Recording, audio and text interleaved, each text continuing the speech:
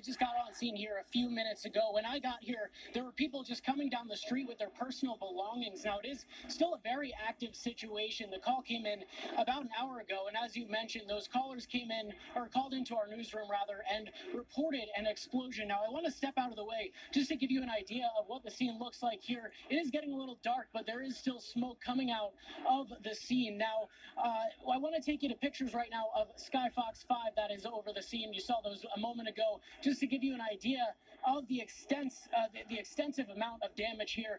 Now, we first, again, got word of this about an hour ago. We are still working to learn more information, and as, of course, as we learn it, we'll bring it to you. That's the latest from here, live in Dunwoody Crossing. Rob DiRienzo, Fox 5 News.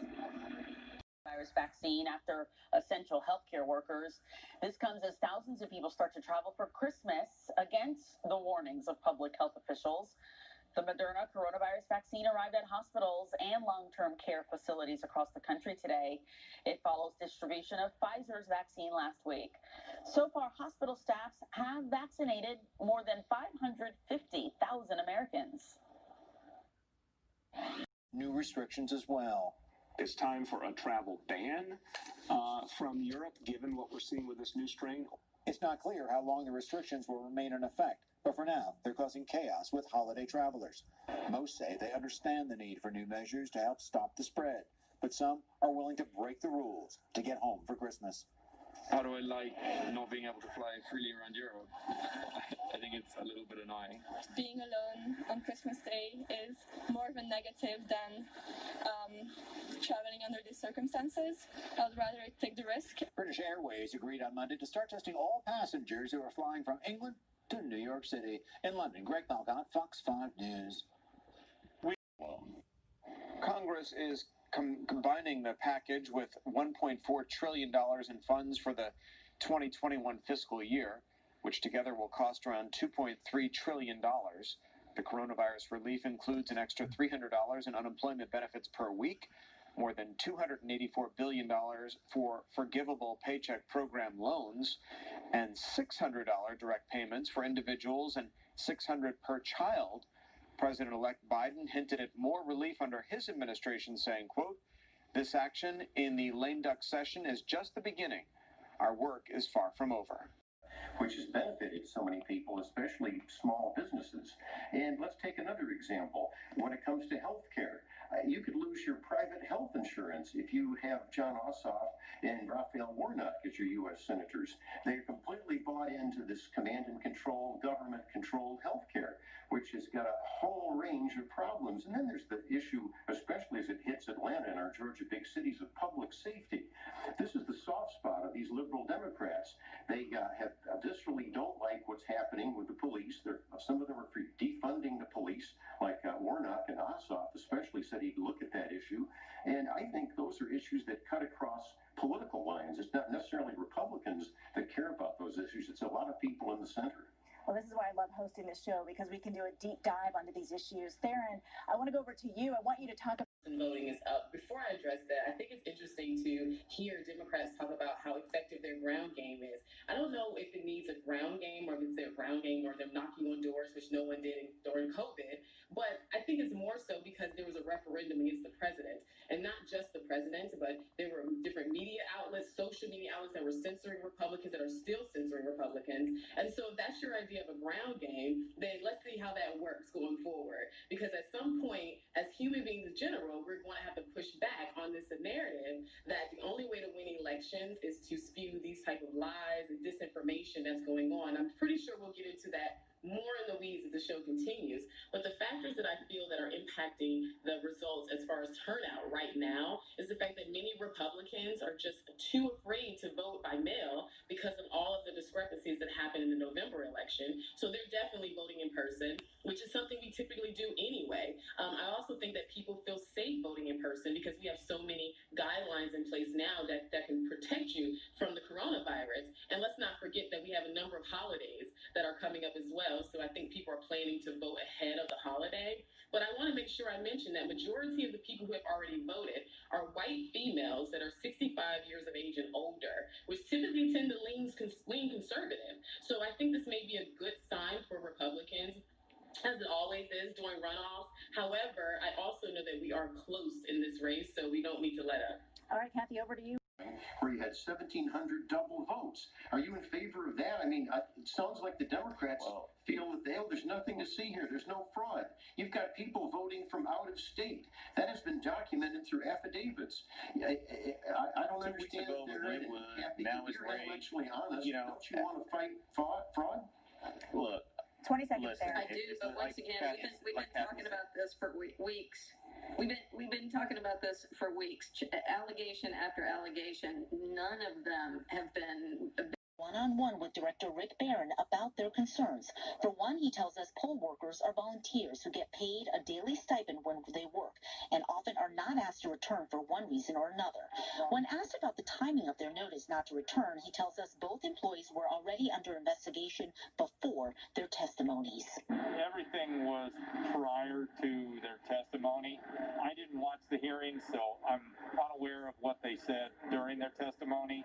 However, there were actions before Election Day, on Election Day, and post-Election Day that were factors in the reason why we asked them not to return. And Fox 5 has learned a number. Something totally opposite from the retweet that President Trump, the tweet that President Trump retweeted, which was basically talking about the election process in general. But President Trump has made it very clear that everyone needs to go out and vote.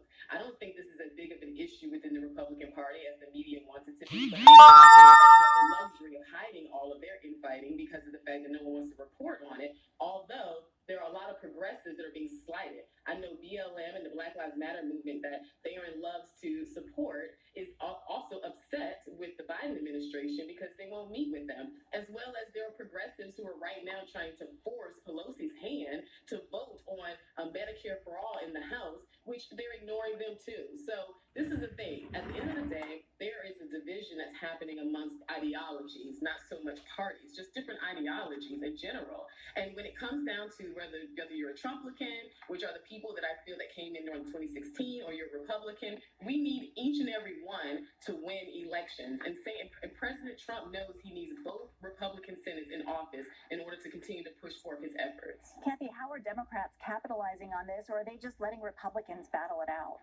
Capitol, Secretary of State Elections Manager Gabriel Sterling has a special delivery to make. I had to drop off a challenge to an elector. Sterling is here at the Fulton County Elections Division to file an election challenge. It would have absolutely been illegal voting if this isn't stopped. The challenge took place after Sterling got this third-party election flyer at his Sandy Springs home, reminding a voter named Moran Fisher to pick up the absentee ballot she requested and be sure to return it quickly to ensure your vote is counted. There was one problem. Moran Fisher had sold her house to Gabriel Sterling in 2018 and moved to Maryland, according to Sterling's election challenge. I mean, of all the ironies to come to my house. So I could go look in the system, and sure enough, she had requested the ballot be sent to Maryland. But there's more. Sterling says voting records show Moran Fisher requested and returned an absentee ballot in the November general election.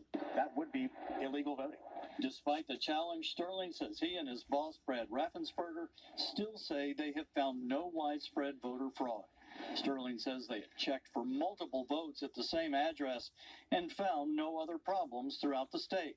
This, he says, is an isolated and ironic problem. What were the chances that this would happen at your address? You know, the Lord moves mysterious ways, Dale. We talked to Moran Fisher in Maryland. A man who says he was her brother says she was visiting him there because he had medical issues. She told me she works and lives in Atlanta. She admits she has not updated her home address and her voting records.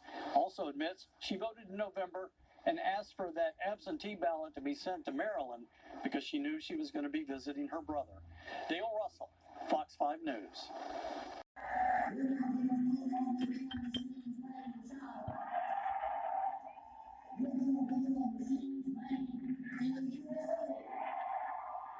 Then we had the president's retweet this from Lynn Wood, quote, President Trump is a genuinely good man. He does not really like to fire people.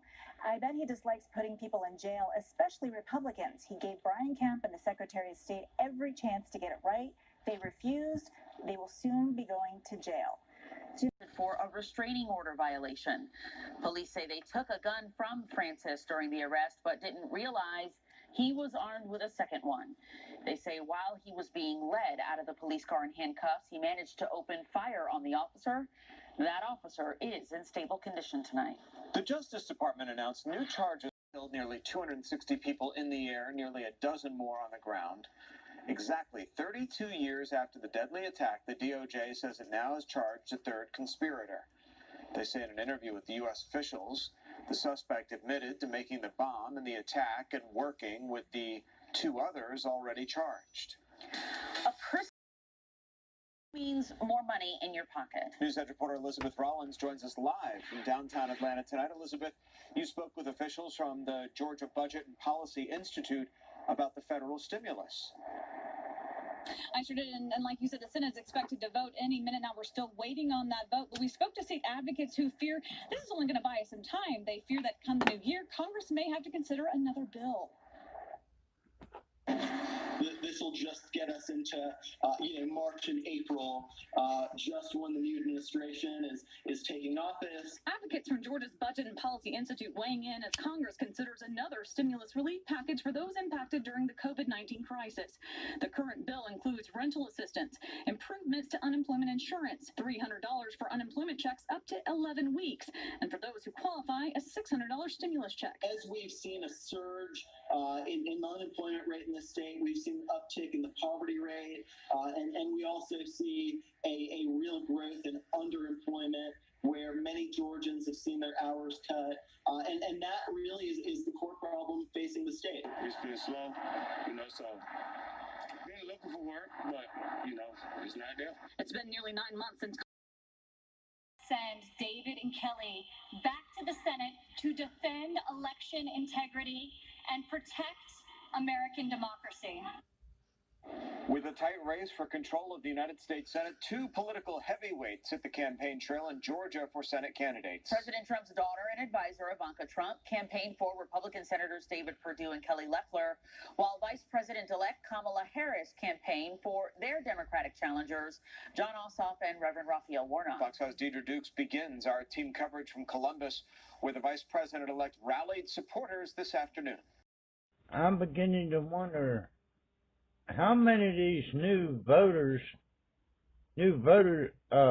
registrations actually are somebody that don't even live in the state of Georgia. And it's all young people under the age of 30 down to 18. I wouldn't be a damn bit surprised. Do the steal again.